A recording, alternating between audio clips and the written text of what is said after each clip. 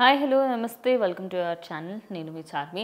మరి సినీ రంగానికి సంబంధించి అటు సినిమా ఇండస్ట్రీలో స్టార్ట్ అయిన ఆయన కెరియర్, అటు పొలిటికల్ రంగంలో ప్రజెంట్ డిప్యూటీ సీఎంగా ఆయన అయితే ఏపీకి డిప్యూటీ సీఎంగా పనిచేస్తూ ఉన్నారు.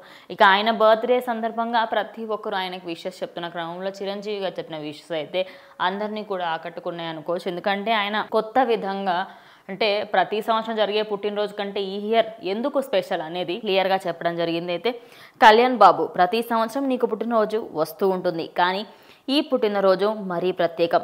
ఆంధ్ర ప్రజానికానికి కావలసిన సమయంలో కావలసిన నాయకుడు వాళ్ళ జీవితాలలో పెను మార్పులు తీసుకురావడానికి వాళ్ళ పెద్ద బిడ్డలాగా వచ్చాడు. రాజకీయాలలో నీతి, నిజాయితీ, నిలకడ, నిబద్ధత కలిగిన ఒక నాయకుడిగా నిన్ను వాళ్ళ జీవితాల్లోకి ఆహ్వానించారు, గుండెల్లో స్థానం ఇచ్చారు. అది సుదీర్ఘం. ఈరోజు నీలాంటి నాయకుడు కావాలి, రావాలి, అద్భుతాలు జరగాలి అని నువ్వు మాత్రమే చెయ్యగలవు, చేస్తావనే నమ్మకం నాతో పాటు ఆంధ్ర ప్రజలందరికీ ఉంది.